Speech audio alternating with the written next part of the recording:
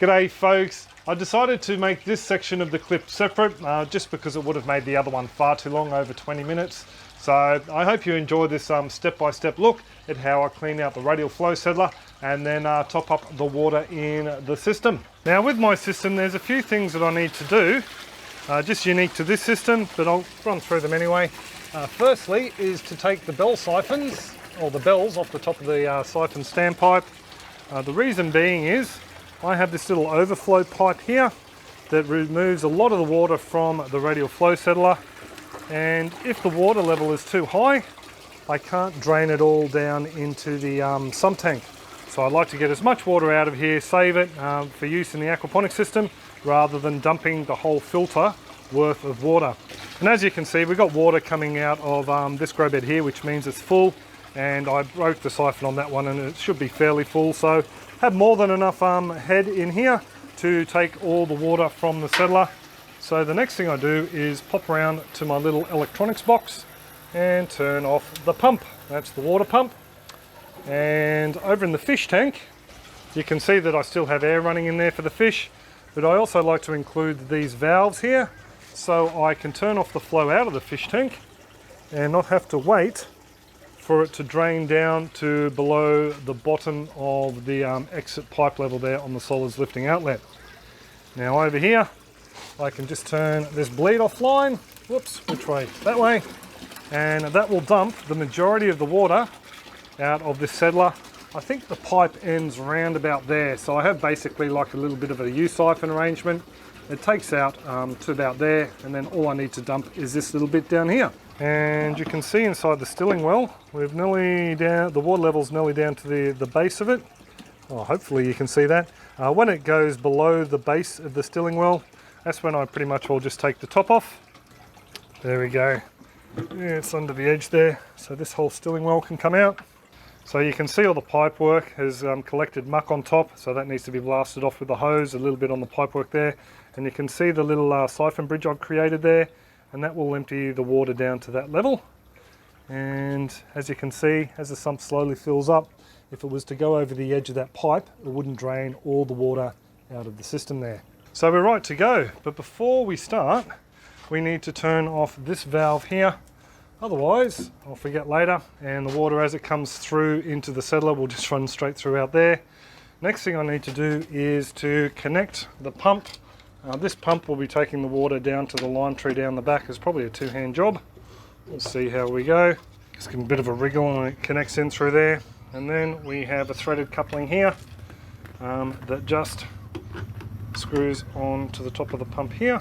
So now all we need to do is open this valve and then plug this pump in. And you can hear she started. Sometimes she needs a bit of a prime, but she looks like she's doing okay today. Now I can just take this hose and give everything a bit of a blast.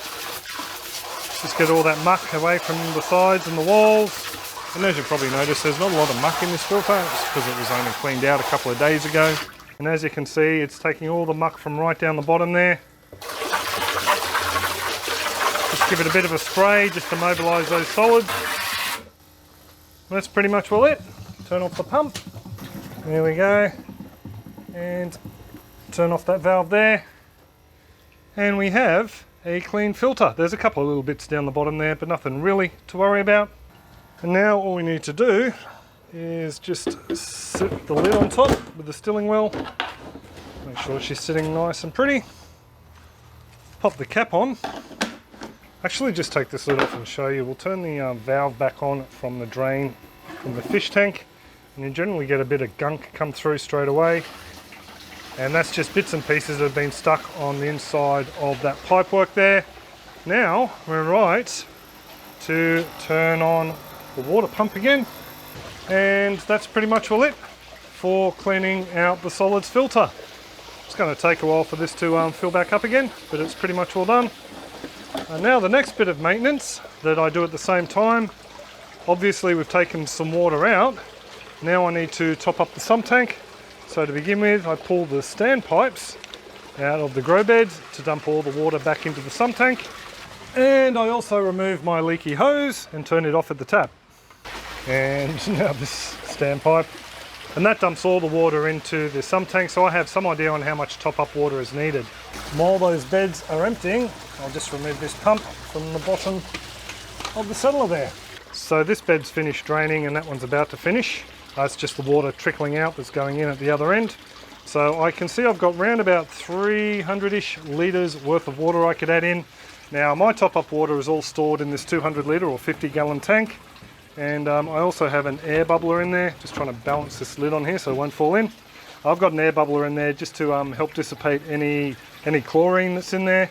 Now to move it over to the fish tank, I've got my old chop and flip pump I used for the clip when I did the how to make an IBC system clip.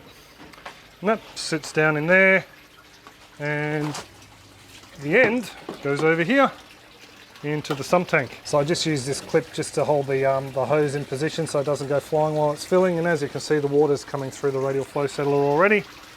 Now it's just a matter of plugging this pump in and away we go. So this would be more efficient if it was on a stand or something and I could just dump it in via gravity, but yeah, that's not the case at the moment. Might be something I look at doing in the future, but for the time being I think it's just more secure on the ground here. And I have this extra pump, as I said, from that IBC build, and this is actually a bit of an emergency backup pump if we need to circulate water through the system.